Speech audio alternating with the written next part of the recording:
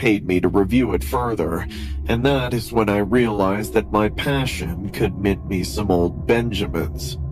Just 4 months into this new business, Eli Fitzgerald, owner of an old mountain lodge, invited me to review it for its grand Christmas reopening.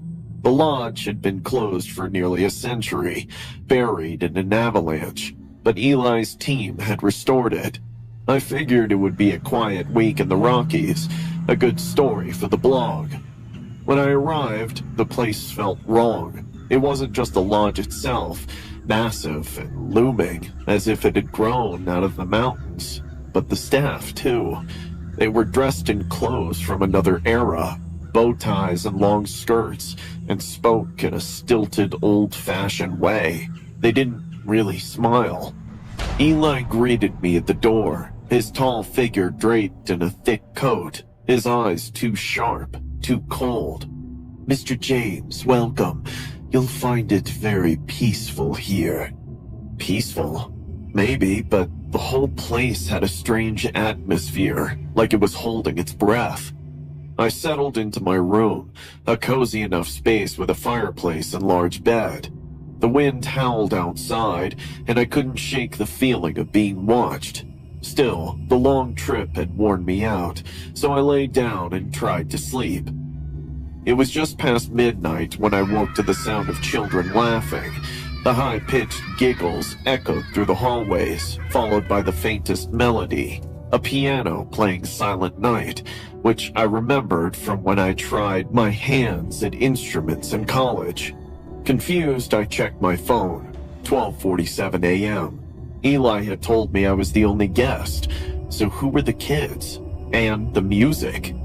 I opened my door, stepped into the hall, and listened. The laughter faded, but the music continued, like it was drifting from somewhere deep within the lodge. I followed it down to the lobby, expecting to find some explanation. A stereo, maybe, or a staff member playing the piano. But when I got there, the lobby was empty. The piano, covered in dust, hadn't been touched in years. I asked Eli about it the next morning.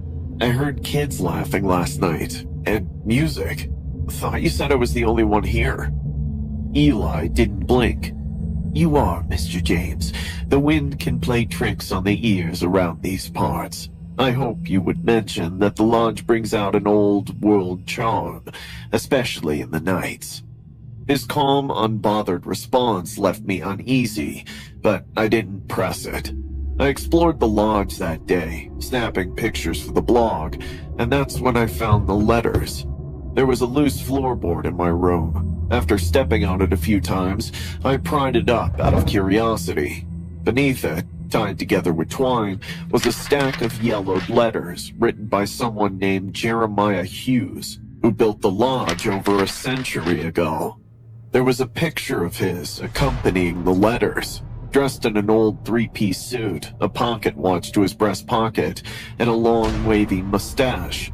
The first few letters were harmless enough, talking about the beauty of the lodge and how his family loved the mountains. But as I read on, the letters grew darker. "There is something wrong with this place. At night I hear it, whispers, scratching at the walls. It wants something from us, and I fear we cannot refuse." Another letter, written days before the avalanche, chilled me to the bone. "The ritual is the only way. We must appease it, or it will take us all." That night, I don't really know how else to say it, but the lodge came alive. The whispering started around midnight, faint at first, like someone just outside my door. I pulled the blankets tighter, trying to ignore it, but then I heard my name. James. Shot up, heart pounding, and saw shadows moving along the walls. They writhed and twisted in ways that didn't make sense, like they were alive, slithering toward me. I backed away, cold sweat dripping down my neck, but they kept coming. "James, come back." I ran out of the room, my footsteps echoing down the hall, but no matter where I went, the whispers followed me, calling out my name. The walls seemed to close in on me, pulsing like they were breathing. And just when I tried to look out the window in the dark, the glass fogged, like someone had blown hot air on it. I took some steps back and reminded myself that I might be imagining things due to being alone at this place, but just when the deep breathing calmed down, I felt someone's cold hand gripping mine. I yelled and ran down the stairs. Thankfully, in the lobby, I found Eli standing by the fireplace, his back towards me. I need to leave right now. There is some strange shit going on at this lodge. Eli didn't turn around. It's too late. The house has been disturbed. It doesn't let go easily. My blood ran cold. I didn't care what he meant. I just wanted to get out. I grabbed my coat, ran to my car, and drove down the mountain as fast as I could, not caring about the luggage that I had left behind. As fate would have it, I learned in the news that a sudden avalanche swallowed the lodge early in the morning, taking its new owner with it. Rescue efforts were underway for a week when the authorities finally reached to my luggage. They found my phone and laptop and sent it back to me. My laptop never worked again, but I was surprised that my phone fired up.